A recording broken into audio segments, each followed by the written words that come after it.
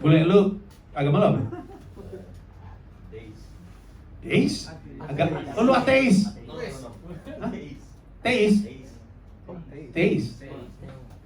Teisme? Wow. Itu lu orang Indonesia kan? Karena katanya Jerman Batak kan? Tapi KTP apa? Indonesia? Oh, di KTP mah Kristen. KTP mah. Padahal iya. Jerman kota.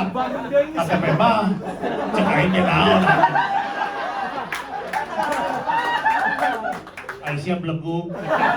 Tajong siap waing. Kehe. Goblok siap Irja.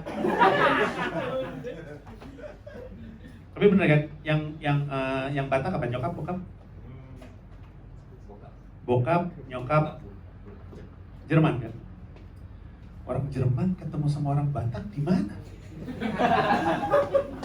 Lagi pada makan anjing ya? Gue lagi memikirin kesamaan orang Jerman sama orang Batak sama-sama suka makan apa sih? Anjing kan?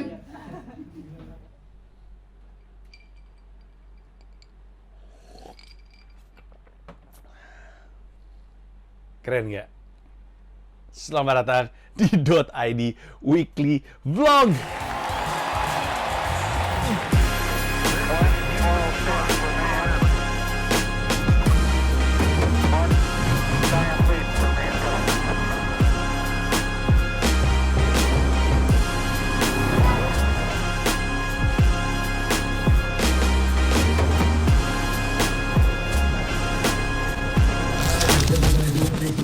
Let's go.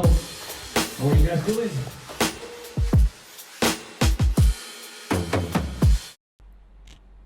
Ada merchandise-nya loh sekarang loh. Terima kasih untuk Ranis Wibowo yang ngasih gue kaos ini. Ranis tuh entrepreneur kayaknya ya, punya bisnis fashion line juga. Jadi kayaknya dia nggak tahu punya kaos sisa. Dia pernah ngirim gue kaos hitam doang, kaos putih doang. Dia pernah ngasih gue hoodie keadaan kahar, hitam keadaan kahar. Itu nggak diproduksi fisikal, dia bikinin untuk gue. Dan kadang-kadang dia suka ngasih gue kaos Star Wars gitu. Kebetulan saya memang suka Star Wars. Terus dia ngasih ini, kaos ini .id. Keren ya? Kalau suka apa gue produksi masalah aja. Hari ini gue kembali lagi mau cerita soal apa yang terjadi di minggu ini. Ini minggu yang kocak menurut gue, minggu yang banyak cerita. Mari kita mulai dengan di minggu ini, hari Senin di awal minggu, gue untuk pertama kalinya di usia yang 42 hampir 43 tahun ini mencoba untuk akupunktur. Jadi pas kapan pinggang gue tuh tiba-tiba keceletit, nggak ada apa-apa. Basket kan di episode lalu gue cerita gue basketnya tuh Rabu. Kecelititnya tuh Minggu kalau gue nggak salah. Nggak ada apa-apa aja, gue cuma lagi duduk, terus gue berdiri, terus gue naik tangga, gue mau masuk kamar mandi untuk mandi, pas gue buka baju, aduh, sakit banget, saking sakitnya tuh nggak bisa jongkok, nggak bisa nunduk, nggak bisa ngangkat kaki, sakit banget. Nggak ngerti kenapa, keceletit aja. Terus ganggu banget rasanya, ganggu banget. Akhirnya gue nanya Awe terus nyaranin gue ke akupunktur. Gue tuh takut jarum. Dan mungkin ini terdengar aneh untuk lu yang tahu bahwa gue rutin donor darah. Tapi gue donor darah karena gue adalah donor rutinnya. Ada seorang anak thalassemia yang dari dia SD, gue udah rutin donor darah untuk dia. Dan gue hanya donor darah untuk dia, namanya Michelle. Gue ngelakuin itu karena gue tahu darah gue dibutuhkan. Kalau enggak mah gue malas donor darah gitu. Pandemi lagi kenceng-kencengnya, ketika gue dibutuhkan untuk datang ke PMI Keramat untuk donor darah, berangkat gue. Karena si Michelle butuh donor dan stok dari PMI lagi kurang, jadi gue maju. Tapi gue sebenarnya takut di akupunktur. Tapi karena sakit banget, akhirnya gue ngelakuin ini untuk pertama kalinya. Terus datang nih gue ke Sinche-nya. Gue datang, semuanya rata-rata antara kakek-kakek atau nenek-nenek tuh di Sinche tuh. Ada anak muda tapi dikit sekali, mungkin sekitar 15% dari semua yang ngantri di situ. Dan karena gue datang Senin, segitu tuh gue datang ada 15 pasien sebelum gue, segitu tuh sepi. Kalau hari Sabtu atau hari Minggu katanya si Sinche, antriannya sampai keluar-keluar saking banyaknya, nggak akan kepegang katanya. Terus ada yang stroke sehingga nggak bisa ngangkat, jadi nggak bisa ngangkat tangan kiri, nggak bisa ngangkat kaki kiri. Ada yang stroke-nya di muka, nggak tahu stroke, nggak tahu Bell's palsy ya, tapi turun gitu kelihatan. Banyak lah masalahnya. Terus dia ngeliat gue, ini apa nih masalahnya? Kecelitet, ini mah cepet ini, ayo sini gitu. Akhirnya gue disuruh masuk. Terus gue kasih tahu masalahnya di mana. Terus disuruh, kan di pinggang kan, jadi disuruh buka celana. Nah terus dia di depan gue tuh ada alat ini, alat kop gitu, apa sih namanya? Yang di kayak ada mangkok gitu, terus daging lu kayak nyembul gitu di kop kan namanya ya? Namanya apa sih? Tapi terus gitu, gue digituin. Gue belum pernah tuh digituin sama sekali. Terus gue nanya, Shinsei kok nggak pakai jarum? Terus jawabannya Shinsei, pantat kamu kebesaran. Jarum saya cuma segini kecil-kecil, nggak bisa masuk kata dia. Akhirnya dia pakai bekam gitu di kop, terus ditarik sama dia. Terus dia nanya, tahu tempat ini dari mana? Teman saya waktu itu kesini gitu. Ini tuh, kalau misalnya udah selesai, ternyata kamu bisa jalan normal, berarti teman kamu bener. Pas gue copot, pas dicopot, coba berdiri. Tiba-tiba gue bisa jongkok, bisa nunduk. Tapi terus gitu gue bilang, udah jauh lebih baik Shinsei, tapi ini masih ada sakit dikit. Oh iya udah lagi. Terus dia duduk, di kop lagi, dikasih lebih tinggi, terus pas sudah selesai, jadi jauh lebih enak lagi. Masih ada ngilunya memang. Tapi karena gue ngeliat ada banyak, kelihatannya orang lebih membutuhkan, gue, ayo udahlah, sudah segitu aja gitu. Terus aneh aja, masuk tuh sakit banget, keluar tuh bisa jalan normal.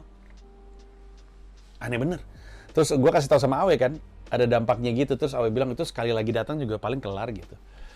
Terus tapi sekarang udah nggak ada sedikit banget, tapi gue aktivitas normal aja udah. Jadi nggak ada gitunya, nggak ada kayak gitunya lagi, udah normal aja. Cuman masih ada memang sedikit.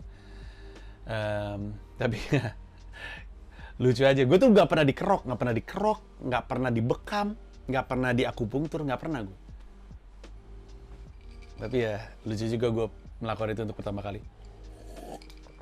Lalu besoknya hari Selasa, gue datang ke markas Comika karena sore gue ada meeting sama teman-teman pecahkan. Lalu abis itu ada open house. Open house ini adalah open mic-nya Pecahkan. Pecahkan kan lembaga edukasi stand up. Terus Pecahkan jadi punya open mic sendiri, namanya open house. Yang mana open house itu setiap Selasa, dan ini untuk bebas untuk siapapun, untuk yang amatir. Rabu adalah open mic-nya perempuan, LOL, akan mulai aktif, nggak tahu bulan apa tuh, kayaknya bulan depan kali ya, atau bulan ini. LOL itu open mic perempuan. Kemis adalah open mic comedy gym, itu adalah untuk para profesional. Senin adalah comedy jam, jadi ada comedy gym sama comedy jam. Comedy jam adalah open mic bahasa Inggris, kerjasama dengan teman-teman Batavia Jokers, komunitas stand up berbahasa Inggris. Jadi Senin, Selasa, Rabu, Kamis ada open mic di markas Comika. Senin bahasa Inggris, Selasa untuk amatir, untuk umum, Rabu perempuan, Kemis adalah untuk yang profesional, untuk anak-anak stand up Indo. Jumat, Sabtu, Minggu kan dipakai untuk event gitu biasanya. Nah terus, tapi gue naik ke atas panggung tanpa bawa materi. Gue bener-bener pengen, gue coba mau stretching aja deh gitu. Mau mencoba untuk menghangatkan kembali otot-otot komedik gue. Dan rasanya nikmat sekali. Kayaknya gue naik mungkin sekitar 40 menitan, 48 menitan di atas panggung, bener-bener lebih banyak riffing ini. Ini berdua nonton ya? Nonton. Pasangan? Ya. Masih ada orang pakai topik kayak begituan zaman sekarang. Gue pikir tahun 90-an tuh, New Radicals. Someday we'll know, gitu. Pakai topik begituan. Pasangan, pacaran? Pacaran. Udah berapa lama pacaran? 7. Apa bro? Jam, menit? Apa nih 7 satuannya apa? Kilogram? 7 kilogram yang lalu. Apa kalau boleh tahu, apa? 7 bulan. 7 bulan? 7 bulan, belum. Sekali gue ngelempar beat Komodo Benoy, ngetes sambil menghangatkan, mengingatkan kembali ngebawainnya gimana. Tapi itu salah satu open mic yang sangat-sangat menyenangkan.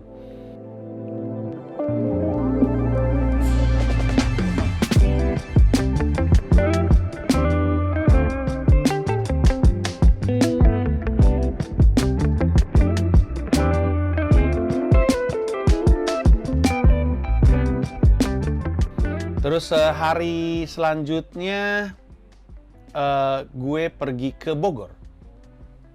Gue ada job jadi pembicara untuk BMKG. di Novotel Bogor. Itu juga cukup menyenangkan.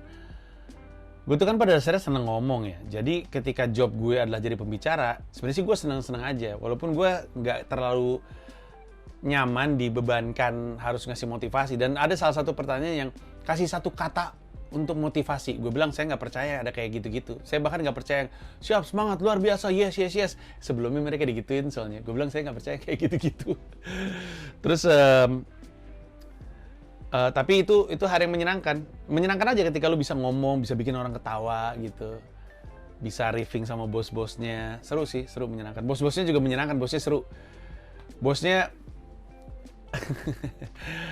kan ketika mesti tanya jawab, meja paling depan angkat tangan, itu bosnya tuh, jajaran bosnya.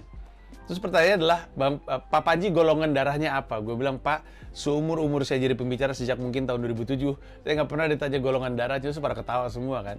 Akhirnya golongan darah dan si bapak itu jadi bercandaan gue hari itu di acara tersebut. Tapi bapak itu menjelaskan, buat mancing. Yang mana itu menarik kan? Emang benar, di hampir semua event, orang pada diam semua, dan kadang-kadang mereka diam karena nunggu, mungkin bosnya pengen nanya duluan. Bosnya nggak pengen nanya, tapi karena kalau bosnya nggak nanya, anak buahnya nggak nanya, akhirnya bosnya nanya, tapi pertanyaannya pertanyaan lucu, kayak, apa golongan darah lu gitu. Tapi itu menyenangkan sekali sih, acara menyenangkan sekali. Di jalan juga gue bisa ngobrol panjang sama Toro, baik di jalan berangkat atau di jalan pulang, ngomongin soal bisnis, karena kan kami kan jalanin perusahaan berdua. Kemisnya gue ke markas lagi karena, ini penting. Kamis tanggal 9 adalah tanggal di mana gue ada janji untuk wawancara visa O1 dan O3 untuk anak-anak dan istri. Gue nyampe ke kedutaan Amerika Serikat sama anak-anak, sama Mila, tapi gagal dengan spektakuler. Dokumen kurang. Abis lawyer gue bilang nggak perlu. Ternyata emang perlu. Karena dia bilang, ya karena di Amerika, kata yang nyaring dokumennya di US Embassy, di Amerika emang mungkin beda sama yang di sini. Kalau di sini emang dibutuhkan. Dokumennya kurang, Shira nggak tercatat. Akhirnya Shira nunggu di luar, Shira sempet nangis. Aduh, ugal-ugalan deh tuh. Aduh, nggak enak banget. Gagal banget. Akhirnya gue dibilang, ini lu pegang slip biru. Slip biru ini berarti lu bisa balik lagi kapanpun, di jam berapapun. Tapi ini saya tulis hari Jumat tanggal 10 ya. Kalau keburu, balik aja besok. Terus setelah kami itu kan mood keluarganya nggak enak banget karena kami gagal ngurus visa karena dokumen kurang dan Shira nggak terdaftar. Shiranya nangis. Akhirnya Mila punya ide untuk mampir bentar makan pizza di sebuah tempat. Tempatnya kayak tempat lama gitu, tapi pizzanya enak deh. Pizzanya enak, gelatonya enak di daerah. Gue lupa nama tempatnya apa, nama jalannya apa, lupa mulu gue. Pokoknya deket Taman Ismail Marzuki lah, daerah-daerah situ. Terus sampai rumah gue langsung nelpon, karena dikasih telepon, coba diselesaikan lah masalah si Shira nggak terdaftar. Gue telepon, diusut, dibantu, besok datang lagi ya, dokumennya dilengkapin. Hari Minggunya, gue datang tuh, dengan bawa semuanya. Oh tapi hari Kamisnya sebenarnya setelahnya itu gue masih ada kegiatan, jadi kelar visa gagal itu, terus makan bisa, terus pulang tuh lesu aja semuanya. Terus gue masih berangkat ke markas karena gue sore ngerjain konten bareng Rin Hermana untuk kontennya dia. Dia ada konten lucu banget, dia jadi karakter namanya Daer.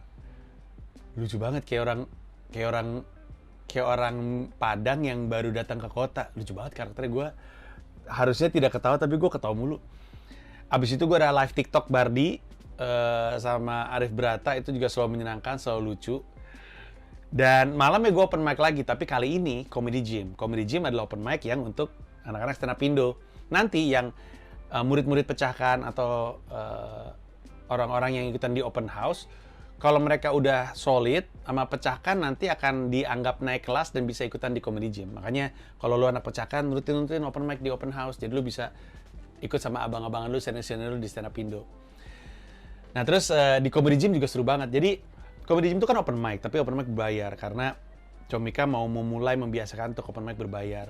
Karena kalau open mic berbayar, gue ngerti ketika orang bilang, ngapain bayar untuk orang yang nggak lucu? Tapi bayar itu untuk melindungi komikanya, karena mesti disaring. ngelindungi komikanya, karena komikanya juga lagi ngembangin joke kan. Lagi ngembangin joke kan berarti kan ada kemungkinan premis doang yang kerasa, keresahan doang yang kerasa, lucunya belum ada. Takutnya ntar jadi kendala, orang datang sembarangan cuma pengen lihat, terus udah gitu nyebar-nyebarin, akan jadi kasus. Jadi butuh safe haven gitulah. Terus yang kedua, kenapa diminta berbayar? Karena bayar itu memberi lu tanggung jawab terhadap niat lu untuk datang ke open mic. Karena di Ketawa Comedy Club, Mo Sidik itu sering ngomel. Di Ketawa Comedy Club kan open mic-nya nggak bayar tapi daftar, karena kapasitasnya nggak banyak kan. Katakanlah kapasitasnya 70. Yang daftar 70, ntar hari-hari datang 30. Akhirnya tempatnya kosong. Kenapa mereka kosong? Karena mereka nggak ada tanggung jawab sama niat mereka untuk jadi penonton open mic. Orang nggak bayar nggak ada ruginya. Akhirnya ngomel-ngomel sendiri, tuh tahu gitu mah kita 40 ini kita kasih ke orang yang lain gitu. Dan itu selalu terjadi setiap minggu. Akhirnya ya udah dibayar aja, biar lu udah bayar. Jadi lu tanggung jawab sama uang lu nggak mau rugi. Rugi namanya kalau udah bayar lu nggak datang kan? Udah rugi. Kalau gua nggak datang lah gitu. Tapi kalau lu nggak bayar kan jadi malas gitu. Jadi nggak keluar rumah. Dan yang terakhir, bayar tuh sebenarnya untuk tempat. Kayak di Amerika Serikat juga aja, bayar $5 itu banyakkan untuk tempat ketimbang untuk yang ngelola. Itu lebih ke uang capek aja untuk ngelola open mic-nya. Sama, kalau misalnya lu tuh bayar untuk listrik, AC, gedung yang ada di markas Comika. Sehingga lu bisa menikmati open mic di tempat yang bagus gitu. Nah, terus kan kami bikin kan comedy gym, dikasih tahu siapa aja yang bakal latihan. Tapi ada tulisannya mystery guest. Mystery guest-nya tuh gua. Tapi karena ada open mic di markas, anak-anak markas, manajemen, jadi pengen nyoba. Akhirnya hari itu line up-nya 10, tapi yang naik 15. Ada tambahan gue, David Nurbianto, Arif Brata, Putra Patinama, sama Adriano Kalbi. Adriano Kalbi, waktu hari Selasanya, malam-malam tuh WhatsApp gitu, lo habis ngapain? Gue bilang gue bisa open mic. Gue juga mau open mic dong hari apa? Gue bilang Kemis gue ntar open mic. Yaudah gue ikutan juga. Terus dia datang aja. Dan rasanya menyenangkan banget ngeliat anak-anak pada ngumpul untuk open mic. Terus pada pecah. Saking pecahnya jadi pressure sama yang lain. Yang lain pengen pecah juga. Wah seru banget lah.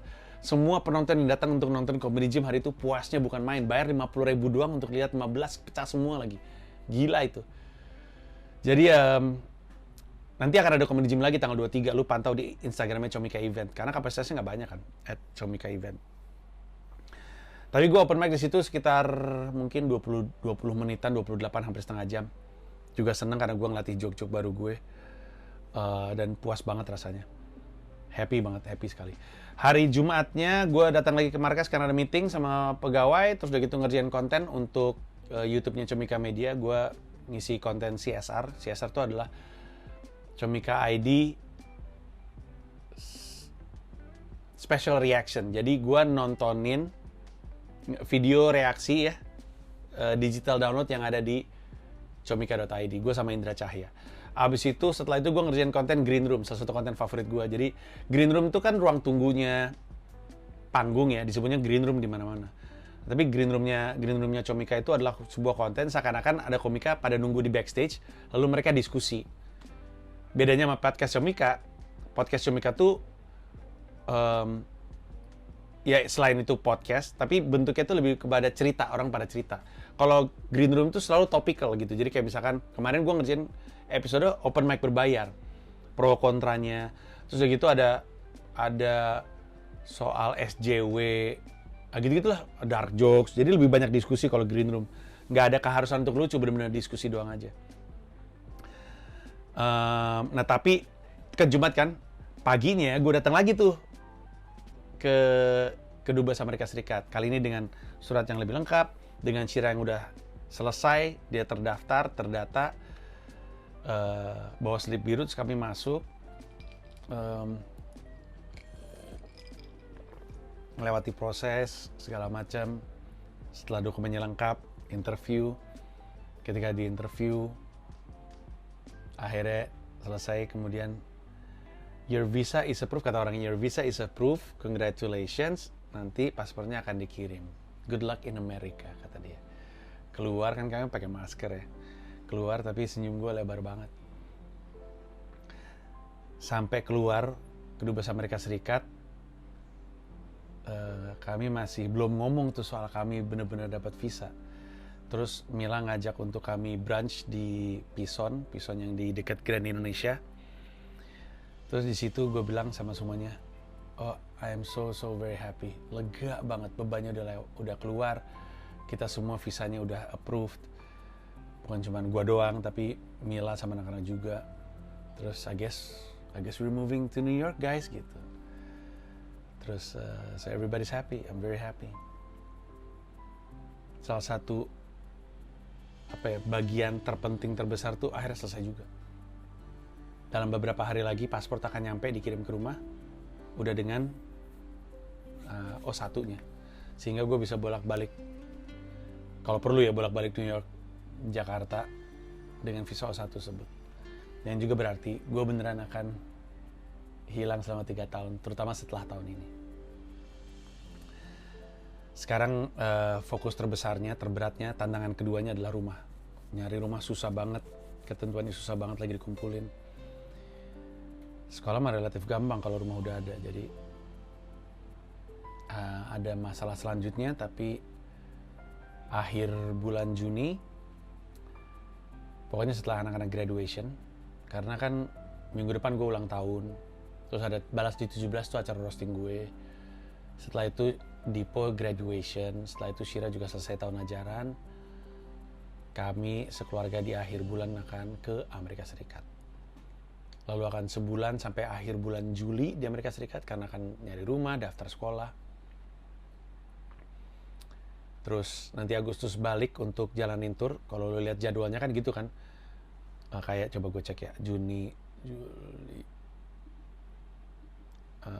Agustus. Mana Agustus? Nah nih, Agustus tuh gue 6-7 manggung, 13-14 manggung. Ya, 6-7 manggung, 13-14 manggung, 20-21 manggung, 27-28 manggung, 3 dan 4 manggung. Baru kemudian gue pulang ke Jakarta. Setelah 5 minggu di Indonesia. Baru pulang ke Jakarta, baru pulang ke New York. Habis itu September, sekolah mulai, anak-anak masuk sekolah. September, Oktober, November gue di New York. Mungkin Oktober gue akan semingguan di Jakarta karena ada syuting. Nanti gue ceritain. Gue diajak Riri Riza sama Meryl Semana untuk terlibat acting di projectnya mereka. Seru banget projectnya. Nanti lu lihat sendiri deh. Itu kayaknya Oktober akhir. Tapi kemudian ya intinya sih September, Oktober, November sih gue di New York.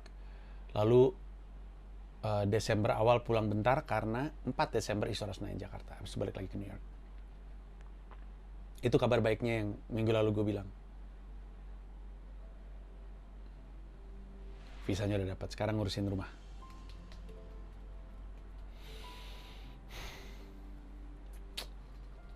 Itu aja.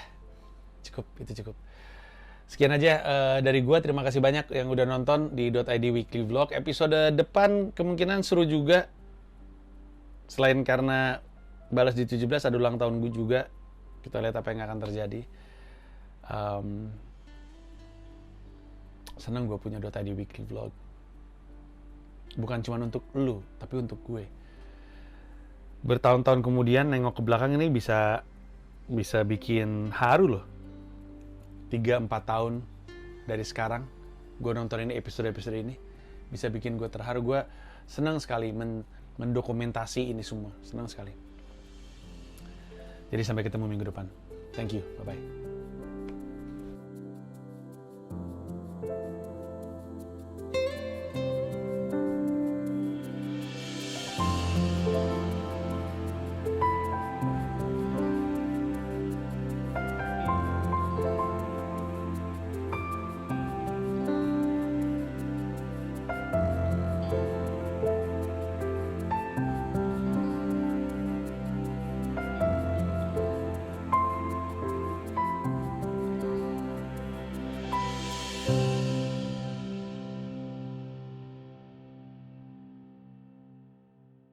Terima kasih udah nonton video ini dan juga terima kasih udah subscribe kanal YouTube gua. Gua mau ngasih tahu bahwa gua membuka YouTube membership dan ada 3 jenis penawaran.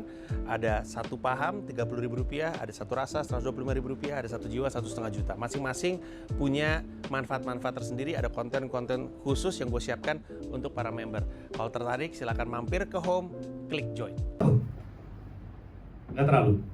Kenapa menurut lu? Gua gini, itu film mengagumkan sekali. Dia kayaknya bentar lagi nyentuh 9 juta. Sudah 9 juta. Kan urutan kedua berarti si Warkop DKI Reborn kan 7 kan? 6. Bedanya 3 juta. Gila kali. Jadi gue pikir, masa gue nggak tonton? Ini mah fenomenal. Atau gurinya, gue mesti nonton. Tapi gue beneran takut. Gue nggak bisa nonton horor tanpa dinetralisir nonton kartun. Oke, gue bohong nonton bokep. Tapi gue kan nggak mungkin mengaku seperti itu dong. Jadi gue bilang nonton kartun. Poin gue adalah investasi waktunya jadi lama gitu. Itu berapa jam tuh film? 2 jam. Terus nonton kartun lagi 1,5 jam, 3,5 jam sebelum tidur. Tapi lu nggak takut? Kenapa? Lu emang suka nonton horor? Enggak, itu nakutinnya kayak dar gitu. Itu bukan nakutin guys. Iya, orang kalau jam itu udah pasti kaget. Tadi lu gituin gua nggak kaget. Coba lagi Dan. Iya bener.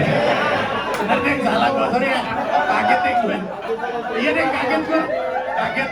Kaget. Sorry, bener lu. Cara dia ngagetin gitu. Ngagetin gua apa? Lu mau tapak sakti lu. Iya. Lagi. Iya. Gak bisa di New York kayak gini. Di New York gak bisa kayak gini, gak ada. Coba di sini doang, gini-gini langsung ada bunyinya. Iya. Culun New York. Culun.